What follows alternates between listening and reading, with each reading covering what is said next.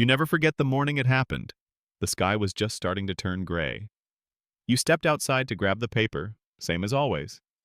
The air was cool, birds barely stirring. Harold's lights were still on. That struck you as odd.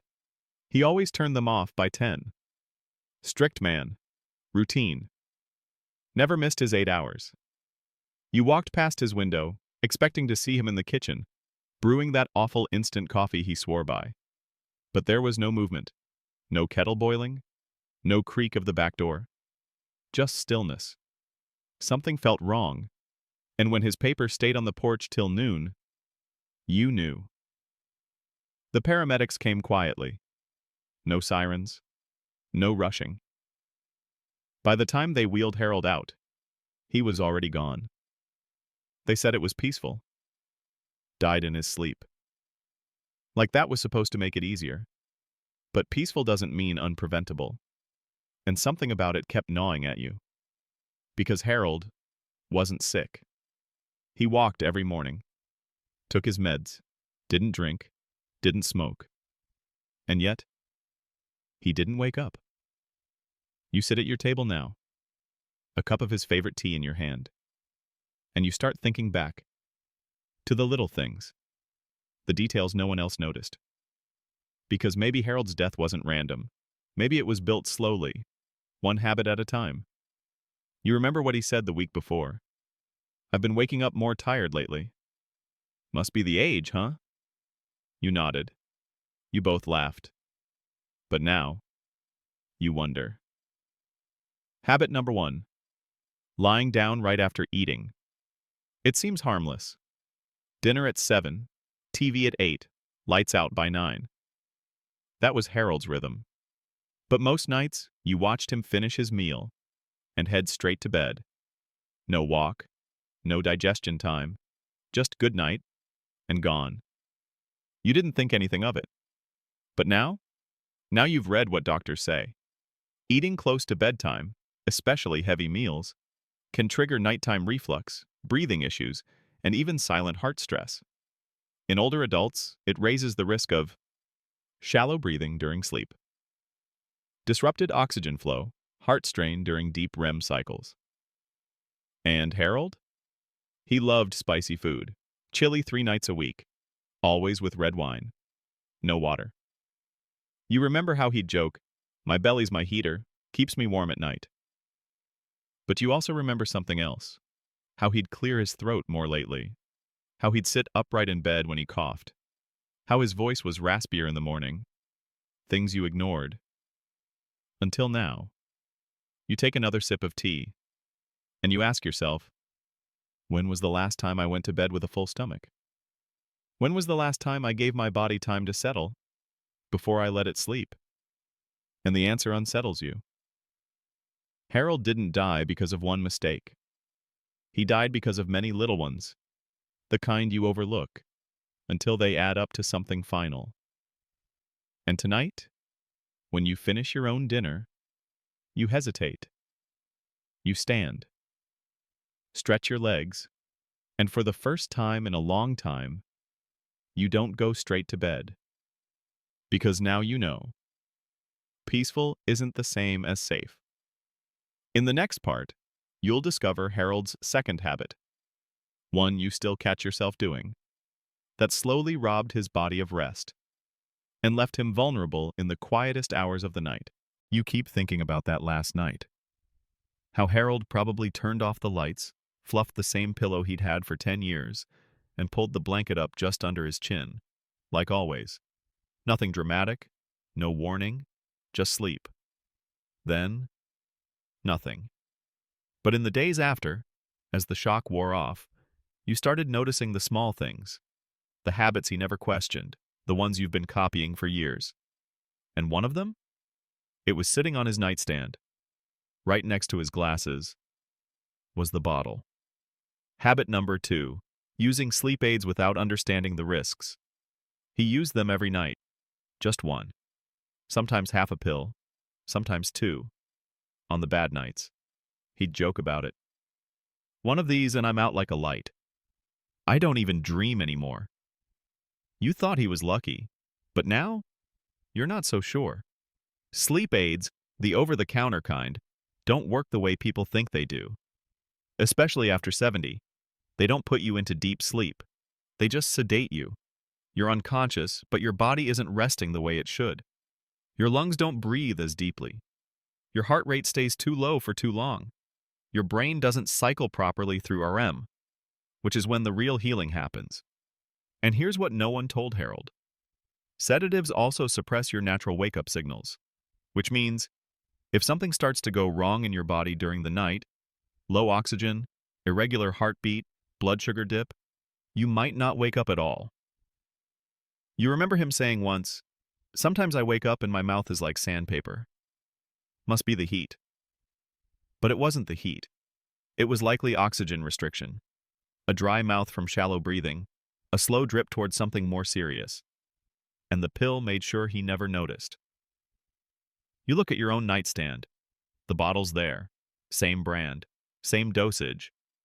You haven't needed it every night. But lately, it's become more tempting.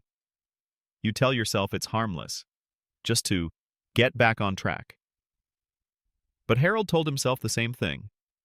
Until one night, there was no next morning. Sleep after 70 isn't just about how long you sleep. It's about how safely you sleep. And when you take something to force it, something not meant for long-term use, you're not sleeping. You're shutting down. And your body might not be strong enough to turn itself back on. You sit by the window now. Sun's going down. You pour your tea, not wine. You set your book down, not your pill. And for the first time in a while, you decide to let your body sleep on its own terms. It may take longer. It may not be perfect. But at least it'll be real. In the next part, you'll uncover the third bedtime habit Harold thought was helpful, but it silently disrupted his heart every night and made his peaceful sleep more dangerous than he ever imagined. You couldn't sleep last night. Not because of noise, not because of pain, just thought. You lay there staring at the ceiling, wondering what Harold's last night felt like. If he drifted off feeling calm. If he even knew his heart was slowing down too much, too fast. Or if he never felt a thing. That thought keeps you up more than anything else. You remember something else now, something small, easy to overlook. Harold used to sit in that old recliner every evening, feet up, blanket on, TV volume too high. He'd nod off during the weather report, then drag himself to bed sometime around 10. Never stretched, never walked around, never elevated his legs again once he was down. You thought nothing of it at the time. You do the same. Or you did. Habit number 3. Going to bed with poor circulation and a slowed heart rate. What people forget is, your heart doesn't just slow with age. It also becomes more sensitive to routine. And the longer you stay still before bed, especially if you fall asleep in your chair first, the more your circulation drops before you even lie down. That means blood pools in the legs, body temperature drops, core muscles stiffen, the heart doesn't get the movement signals it needs.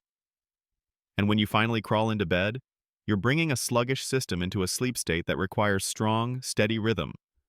But Harold wasn't moving much, not in the evening, not even to brush his teeth some nights. "I'll do it in the morning," he'd say. But the morning didn't come. You think back on the way he used to sleep, on his back, slightly curled, snoring louder each year. Some nights, you could hear him through the wall. Then there'd be a pause, a silence. Then the snore would return.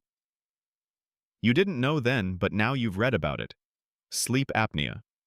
Not the dramatic kind, the silent kind, where breathing stops briefly and the heart struggles to respond, where the body is trying to protect itself, but can't, because it's already too slowed down. You sit at the edge of your bed now. You flex your toes, roll your ankles, stretch your fingers. Simple things, things you used to do without thinking, but stopped doing somewhere along the way. You remember when you used to walk after dinner? You remember when your legs didn't feel this heavy at night? And you wonder, have I been shutting down too soon? Have I been putting my heart to sleep before it's ready? The heart is more than a pump. It's a rhythm. And when you break that rhythm with stillness, poor posture, and silence, it doesn't stop suddenly. It just gets quieter, until quiet becomes too quiet. You stand now, pace gently across the room, roll your shoulders, take a breath. And tonight, when you lie down, you'll do it with blood that's moved, a body that's stretched, a heart that's still aware. Because what happened to Harold wasn't an accident. It was a pattern. And now you're choosing to break it. In the final part, you'll uncover the fourth and last bedtime habit, the one almost everyone overlooks, that disconnects your brain from your body and quietly increases your risk, night after night. You stood at Harold's memorial a week later. Simple gathering, quiet. People said what they always say. He lived a full life. He went peacefully. He didn't suffer. And maybe that's true. But you couldn't stop thinking. Did he know? Did he feel the end coming? Was there a moment, between sleep and silence, when his mind tried to say something but his body had already stopped listening? You don't know, but you keep wondering. You're home again now. Same bed, same blanket, same routine. Almost. Because there's one more habit you've started to question. The one that used to seem harmless, even helpful. The thing you did every single night without realizing it was disconnecting you from your body when it needed you most. Habit number 4, numbing your mind. Before bed with screens, noise, or nonsense. It starts small, just a little background noise, TV to help you drift, scrolling through photos, checking the news, filling the silence with anything but your own thoughts. Harold did it too. I can't fall asleep unless the TV's on, he used to say. Helps me stop thinking. And that was exactly the problem. Because stopping your thoughts doesn't mean resolving them. It means postponing them. And every night Harold delayed that quiet, the time to process, reflect, slow down naturally. He trained his body to ignore what it was really feeling. You realize now. The night before he passed, his TV was still on when they found him. Screen glowing, volume low, remote in his hand. Like his mind never got a chance to power down the right way. It turns out the mind has its own way of preparing for sleep. It needs silence, stillness, a window of disconnection so your heart, breath, and thoughts can realign. But when that window is filled with blue light, headlines, noise, your brain stays in alert mode, even when your eyes are closed. And that tension? It doesn't just cause insomnia, it quietly taxes your heart, your nervous system, your immune response. And if you're already fragile, it can be enough to tip the balance. You sit now in your own room, TV off, phone screen dim, just a small lamp and a ticking clock. It feels strange, exposed, but also alive. You feel your breath, your heartbeat, the thoughts you usually push aside. Some are silly, some are sad, but they're yours. And for the first time in a while, you let them pass through you. No distraction, no escape, just presence. The real danger isn't just what you eat before bed, or what you take to sleep, or how long you lie still. It's disconnecting from yourself in the 1 hour your body needs you most. You think of Harold again, not with fear, but with clarity.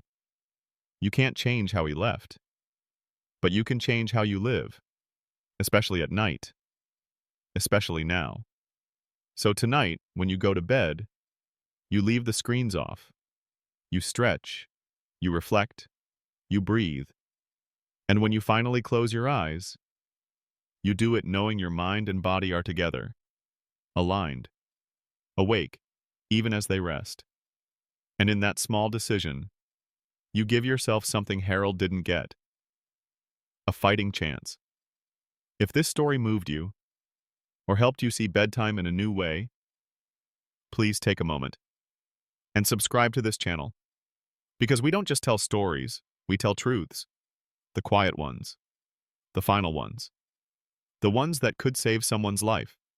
Maybe even yours.